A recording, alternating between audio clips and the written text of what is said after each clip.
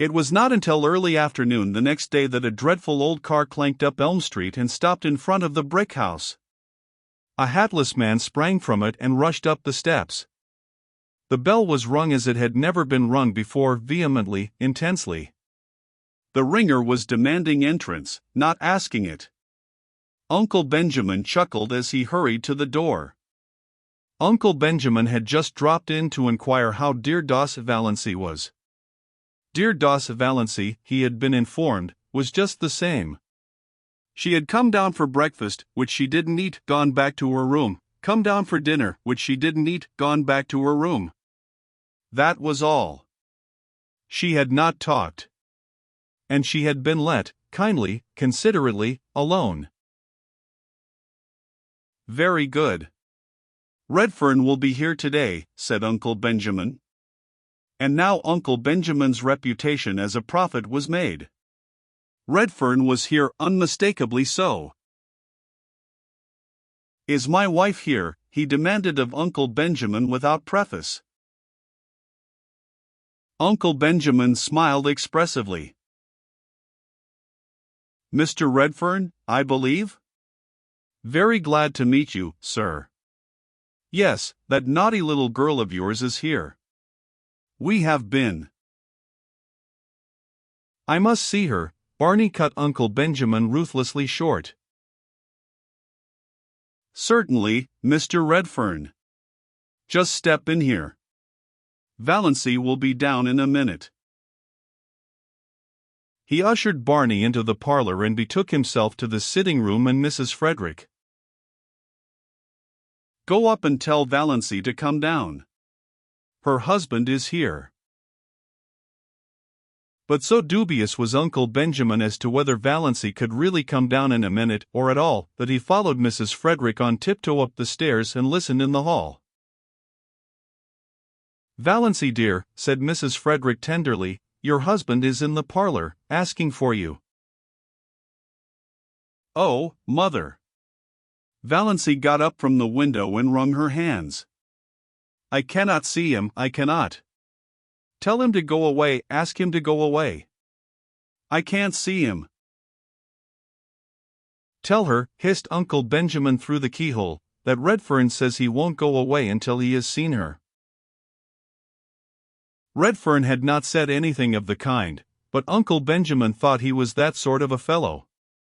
Valency knew he was. She understood that she might as well go down first as last. She did not even look at Uncle Benjamin as she passed him on the landing. Uncle Benjamin did not mind. Rubbing his hands and chuckling, he retreated to the kitchen, where he genially demanded of Cousin Stickles. Why are good husbands like bread? Cousin Stickles asked why. Because women need them, beamed Uncle Benjamin. Valency was looking anything but beautiful when she entered the parlor. Her white night had played fearful havoc with her face. She wore an ugly old brown and blue gingham, having left all her pretty dresses in the Blue Castle. But Barney dashed across the room and caught her in his arms. Valency, darling, oh, you darling little idiot. Whatever possessed you to run away like that? When I came home last night and found your letter, I went quite mad. It was 12 o'clock, I knew it was too late to come here then. I walked the floor all night. Then this morning Dad came, I couldn't get away till now. Valency, whatever got into you? Divorce, forsooth. Don't you know? I know you only married me out of pity, said Valency, brushing him away feebly. I know you don't love me, I know. You've been lying awake at 3 o'clock too long, said Barney, shaking her. That's all that's the matter with you. Love you. Oh, don't I love you? My girl, when I saw that train coming down on you I knew whether I loved you or not. Oh, I was afraid you would try to make me think you cared, cried Valency passionately. Don't. I know.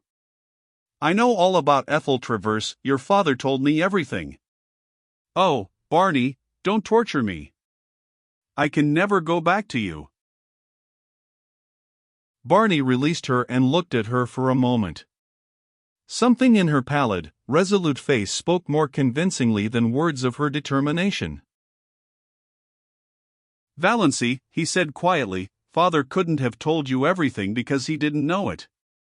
Will you let me tell you everything? Yes, said Valency wearily.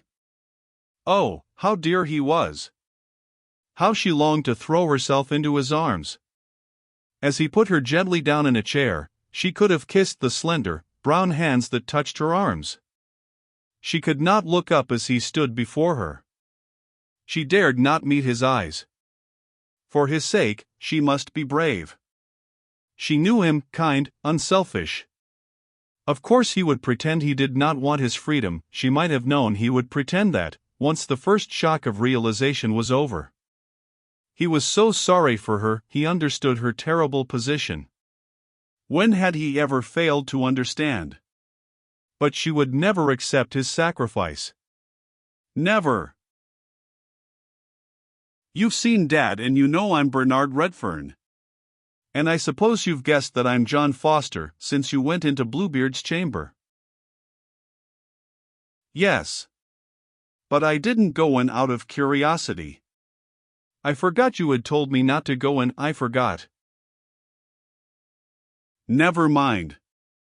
I'm not going to kill you and hang you up on the wall, so there's no need to call for Sister Anne. I'm only going to tell you my story from the beginning. I came back last night intending to do it. Yes, I'm old Document Redfern's son of Purple Pills and Bitters fame.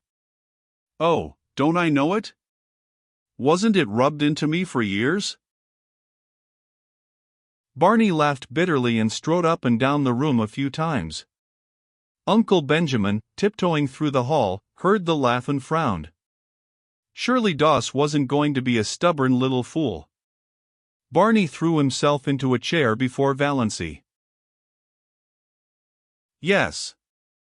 As long as I can remember, I've been a millionaire's son. But when I was born, Dad wasn't a millionaire. He wasn't even a doctor, isn't yet. He was a veterinary and a failure at it. He and Mother lived in a little village up in Quebec and were abominably poor. I don't remember Mother. Haven't even a picture of her. She died when I was 2 years old. She was 15 years younger than Father, a little school teacher. When she died, Dad moved into Montreal and formed a company to sell his hair tonic. He'd dreamed the prescription one night, it seems. Well, it caught on. Money began to flow in. Dad invented or dreamed the other things, too: pills, bitters, liniment, and so on.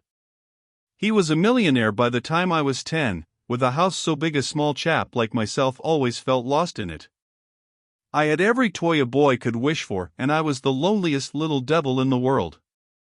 I remember only one happy day in my childhood, Valency. Only one. Even you were better off than that. Dad had gone out to see an old friend in the country and took me along. I was turned loose in the barnyard and I spent the whole day hammering nails in a block of wood. I had a glorious day. When I had to go back to my roomful of playthings in the big house in Montreal, I cried. But I didn't tell Dad why. I never told him anything. It's always been a hard thing for me to tell things, Valency, anything that went deep. And most things went deep with me. I was a sensitive child, and I was even more sensitive as a boy. No one ever knew what I suffered. Dad never dreamed of it. When he sent me to a private school, I was only 11. The boys ducked me in the swimming tank until I stood on a table and read aloud all the advertisements of Father's patent abominations.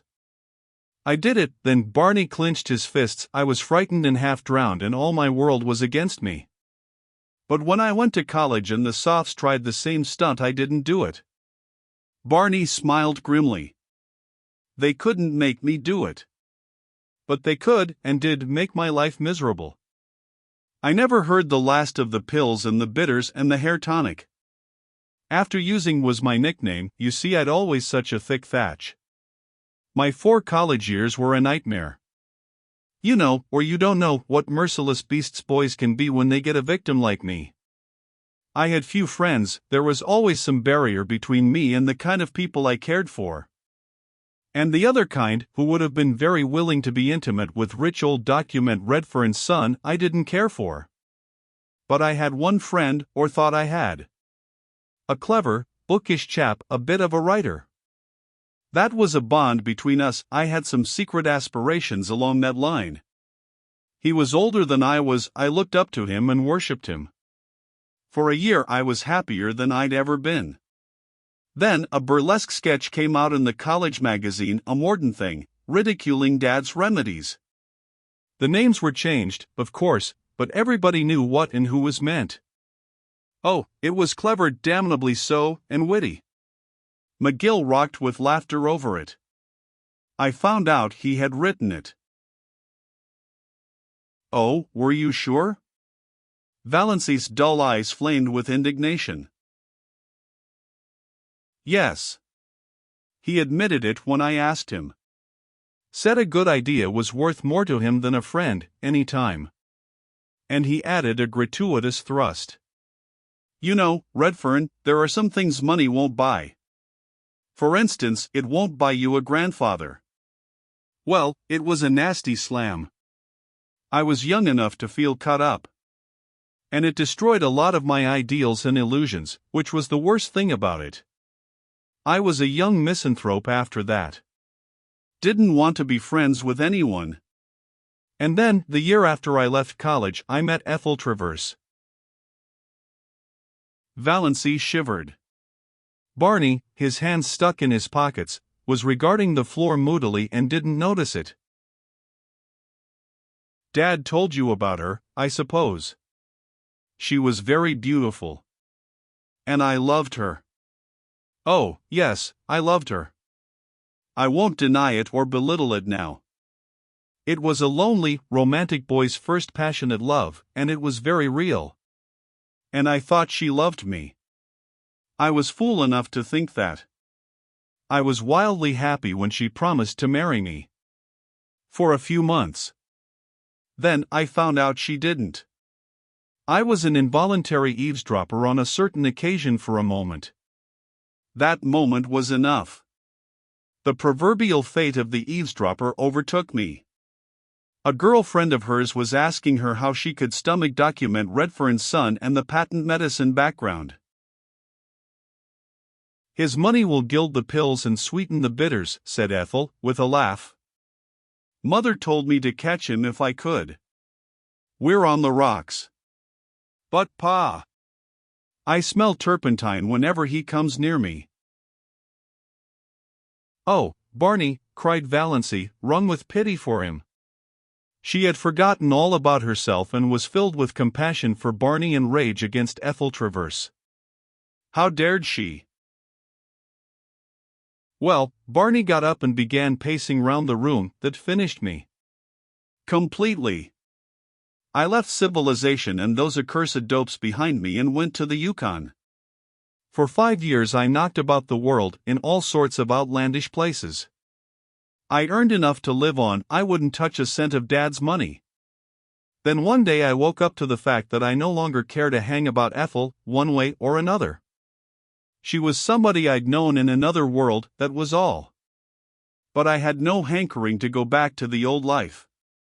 None of that for me. I was free and I meant to keep so.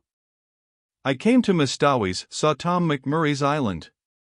My first book had been published the year before, and made a hit. I had a bit of money from my royalties. I bought my island. But I kept away from people. I had no faith in anybody. I didn't believe there was such a thing as real friendship or true love in the world, not for me, anyhow, the son of purple pills. I used to revel in all the wild yarns they told of me. In fact, I'm afraid I suggested a few of them myself. By mysterious remarks which people interpreted in the light of their own prepossessions. Then you came. I had to believe you loved me, really loved me, not my father's millions. There was no other reason why you should want to marry a penniless devil with my supposed record. And I was sorry for you. Oh, yes, I don't deny I married you because I was sorry for you. And then, I found you the best and jolliest and dearest little pal and chum a fellow ever had. Witty, loyal, sweet. You made me believe again in the reality of friendship and love. The world seemed good again just because you were in it, honey. I'd have been willing to go on forever just as we were. I knew that, the night I came home and saw my home light shining out from the island for the first time. And knew you were there waiting for me. After being homeless all my life, it was beautiful to have a home. To come home hungry at night and know there was a good supper and a cheery fire, and you. But I didn't realize what you actually meant to me till that moment at the switch. Then it came like a lightning flash. I knew I couldn't live without you, that if I couldn't pull you loose in time I'd have to die with you. I admit it bowled me over, knocked me silly. I couldn't get my bearings for a while. That's why I acted like a mule. But the thought that drove me to the tall timber was the awful one, that you were going to die. I'd always hated the thought of it, but I supposed there wasn't any chance for you, so I put it out of my mind. Now I had to face it, you were under sentence of death and I couldn't live without you. When I came home last night I had made up my mind that I'd take you to all the specialists in the world, that something surely could be done for you. I felt sure you couldn't be as bad as Dr. Trent thought, when those moments on the track hadn't even hurt you.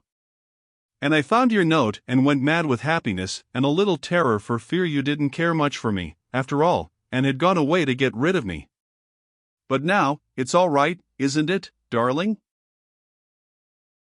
Was she, Valency, being called darling? I can't believe you care for me, she said helplessly. I know you can't. What's the use, Barney? Of course, you're sorry for me, of course you want to do the best you can to straighten out the mess. But it can't be straightened out that way. You couldn't love me. She stood up and pointed tragically to the mirror over the mantel. Certainly, not even Alan Tierney could have seen beauty in the woeful, haggard little face reflected there. Barney didn't look at the mirror. He looked at Valency as if he would like to snatch her or beat her. Love you. Girl, you're in the very core of my heart. I hold you there like a jewel. Didn't I promise you I'd never tell you a lie? Love you. I love you with all there is of me to love. Heart, soul, brain. Every fiber of body and spirit thrilling to the sweetness of you. There's nobody in the world for me but you, Valency. You're a good actor, Barney, said Valency, with a wan little smile. Barney looked at her. So you don't believe me yet? I can't. Oh damn, said Barney violently. Valency looked up startled. She had never seen this Barney. Scowling. Eyes black with anger. Sneering lips. Dead white face. You don't want to believe it, said Barney in the silk-smooth voice of ultimate rage. You're tired of me. You want to get out of it, free from me. You're ashamed of the pills and the liniment, just as she was. Your sterling pride can't stomach them. It was all right as long as you thought you hadn't long to live. A good lark, you could put up with me. But a lifetime with old Doc Redfern's son is a different thing. Oh, I understand, perfectly. I've been very dense, but I understand, at last. Valency stood up. She stared into his furious face. Then, she suddenly laughed. You darling, she said. You do mean it. You do really love me. You wouldn't be so enraged if you didn't. Barney stared at her for a moment. Then he caught her in his arms with the little low laugh of the triumphant lover. Uncle Benjamin, who had been frozen with horror at the keyhole, suddenly thawed out and tiptoed back to Mrs. Frederick and Cousin Stickles. "Everything is all right," he announced jubilantly. Dear little Doss. He would send for his lawyer right away and alter his will again. Doss should be his sole heiress. To her that head should certainly be given. Mrs. Frederick, returning to her comfortable belief in an overruling providence, got out the family Bible and made an entry under marriages.